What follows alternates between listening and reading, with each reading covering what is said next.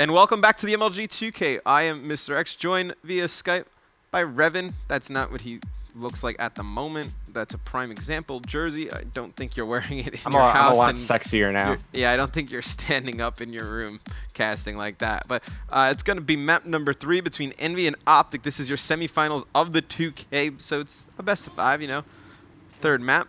First map went to Envy pretty handily. Second map went to Optic pretty handily. So who are you going to be on board with this map?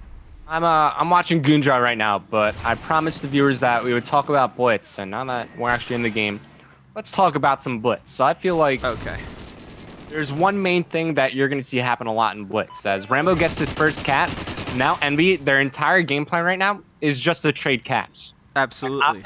They have to make a decision. Either they rotate back to their goal, try to defend, or they all overextend and just try to win the trades and maybe rotate back off their captures. But yeah, and I mean, you see Rambo there picking up 3 kills, and you know, like you were saying, they have a choice. They can either overextend, or I mean, they can pretty much keep walking into that spawn trap. And I mean, I'm on board with Embos right now, but he ran in, got a goal while Ray was spawn camping, and he literally just ran straight back and got a second goal. So I mean, that's the type of stuff you're going to see on Blitz. I think you definitely want a player, I mean, whether it's Rambo or any of your other Slayers, to just kind of get in that base and try and get those good spawn traps going. And then I think it's all about constant aggression, you know. Yeah. One of the things I saw from you guys earlier is, you know, you were down, I think, in the first half to TK. I think the score was 3-2. And the second half, you know, you guys won the second half of the first time around. I mean, you guys tied, but talking about the first time. Yeah. You guys won that second half, but because you guys were putting so much pressure on their base, I think that's one thing that needs to be done. I think you need to put tons of pressure on the opposing team's base. So let me ask you a question. When in Blitz do you feel is the best time to rotate back to your goal and protect it? I think the guy who caps the goal, it's his job to watch the goal. Yeah. Okay. I think once you get a cap and you're just getting a good flow of just running caps, I think the last guy to cap is the one who has to play some defense. Yeah, it's always a good thing to look at your minimap as well. I mean, you know, it sounds pretty dumb to say, of course, Revan, we want to look at your minimap, but look, see where your teammates are positioned, see what's open on the map, and off your goal, you just kind of fill in that gap you see on the map. Yeah, and I mean, Ray getting 2 huge kills in the... He's heating up. Yeah, Ray's been playing very well tonight. I mean, you know, as an OBJ player, I mean, he just values totally just doing the objective. I mean, Ray will just... I mean, Ray sometimes he doesn't care about killing anybody. He just wants to do the objective, dirty work for his team. But you know, tonight we've seen a little bit different of Ray. You know, he's been putting up numbers in the killing department. Yeah. It looks like Optic, they were able to score 2 uncontested caps. So that means that someplace on the map where Envy are setting up, they're not watching something. And I'm just gonna go ahead and guess it's probably over near the strip club, over near Broken. That seems to be the one place where, whenever you spawn on the side that Optic is on now, that seems to be the side of the map where you're going to push through the most. Yeah, absolutely. And, you know, that's one of the things that we like when we're on the side that Optic has. If you can get that mid-map control and spawn them over by Diner, and you get that back strip club spawn, you can just keep literally running straight down that strip club. It's a long rotation back anyways, so you might as well just try to win the trade from there. But not only that, if you get your main assault rifle guy just set up over near this Diner tank or over near the blue dumpster, they could watch the cross of the entire map. So it's very easy to pick up on the amount of players out on the map if you have an assault rifle player there. Oh, yeah, and I think especially on this map, I think your assault rifle player is one of the most valuable. I mean, Octane, there's so many long lines of sight. I mean, you see Goonjar right there. He's going to call one out in Diner. He's going to get picked up.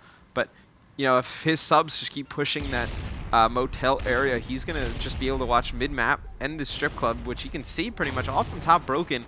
And, you know, it's able to get easy picks just like the one he got right there on nade shot. So, you know, right now Optic's in a little bit of a tight situation. You know, they either have to just push Goonjar and get him out of there, or, you know, they're going to have to get out of that spawn trap behind a strip club. All right, so right now Envy, they have a 1 cap lead, which definitely not the most comfortable of one. So they're going to be looking to get a couple more caps here. And Embos, he's going to challenge his play over near the blue dumpster, takes out Ricky, but he quickly gets cleaned up after that. As Optic, they're able to find 1 more cap, and now it's all tied up with less than 40 seconds remaining in the game. So there's an opportunity to cap around 3 more times here. Yeah, and I mean, how do you like the play out of both teams here? I mean, is this how you would prefer to play Blitz, or I mean, you play at a different pace? No, at the start of the game, I loved how Envy were playing. You know, they were so aggressive up in their base. They were getting captures, and Optic, they chose to rotate back and defend their goal as opposed to overextending. So, you know, in the first minute and a half of the game, Envy, they had a pretty decent lead to work with. But as the game progressed on, Optic, they were able to stabilize in their base, and then they started putting a bit of pressure onto Envy. And that's where Envy started to crumble a little bit. They lost their lead, and now we're going to the half at a tie game. But I think Envy, I would have liked to see them play a bit more aggressive, kind of throughout the entire game, as you were saying, just constant pressure onto your opponent. Yeah, absolutely. I thought Envy looked really good in the first half of the game, but then they just kept Optic letting them overextend. They really had nobody watching that mid-map strip club area with an AR like we were talking about till about halfway through the game. And I mean, that's when you saw them start to lose a little bit pressure, but they gain a little bit more map control. So I think the second half we should go on board with that. Let's go on board with Optic Gaming. Yeah, let's watch some nade shots. So right now, it looks like he's using a Bison with extended mags on right now. So that tells me that, you know, he's looking to be very mobile, and he's looking to pick up a good amount of kills. You know, extended mags, you're going to be shooting for a long time. Yeah, absolutely. I mean, I love the Bison. I think it's definitely one of the better submachine guns. It's not as good as the MTAR in range, but, I mean, up close, it is just, it's almost like the Scorpion from Black Ops 2. And here we go. So nade shot, he has position to work with inside Motel, but you see on the minimap, he has a player, I think, right below him. So as they get the intro kill here onto Goonjar, now they're going to start turning up the pace. He knows there's one more defender on the opposite side of the staircase. Can put some shots. Now Scumpy, he should be moving in for a cap right now. You see him on the minimap, and it looks like he was able to get that score. Now nade shot continuing to do work. One more player over near the bottom desk, and he won't be able to pick up the kill, but at least they were able to get a capture out of it. And now they have a couple of members from Envy. They know they're accounted for. They know where they are on the map. Yeah, absolutely. I love that play right there at a nade shot and Scump. You know, Scump was able to wait on nade shot. You know, nade shot calling the guy out in the top motel. You know, that was just good team play. And, you know, they've been playing with each other for a very long time. So those are the types of teamwork plays that, I mean, come with just staying together and having that good chemistry. And you see Envy, they're putting a heavy emphasis on locking down that left side of the map. They have like 2 assault rifle players, one pushed up over near the blue dumpster, and one physically on their left side motel stairs, just watching the goal, and one guy watching over near the front side. So they want to control their base a bit more on this side. Yeah, and you know, they are down 1 goal though, so I mean, I'd like to see them get a little bit more pressure. And you know, with those assault rifles, it's kind of hard to really be mobile. I think you're going to see, I mean, when the game first came out, Revan, I think a lot of people, it was the misconception that, you know, the Call of Duty goes to campy, it's a slow game. But as it goes on, I think we're going to see this game is really dominated by the submachine gun players, you know? And that, which is good. I feel like, I mean, personally, I think the subs should always be more in abundance as opposed to the assault rifles. Oh, absolutely. And I think in this game, you know, with the way that we're playing it and the way it's built, that, you know, the submachine gun players, I mean, they can move around and be a lot more agile than the AR players, which, I mean, they should be. The submachine gun players should dominate the games, like you said. Can you still hear me? Yeah. Oh, man. The game just kicked me out. What? Yeah. Why would it do this? Infinity Ward booted me out of the game. What'd they say? It's just, they kicked me out. They said, we don't want you here. We don't want you in this game. Well, I invited you back to the game. Thank you.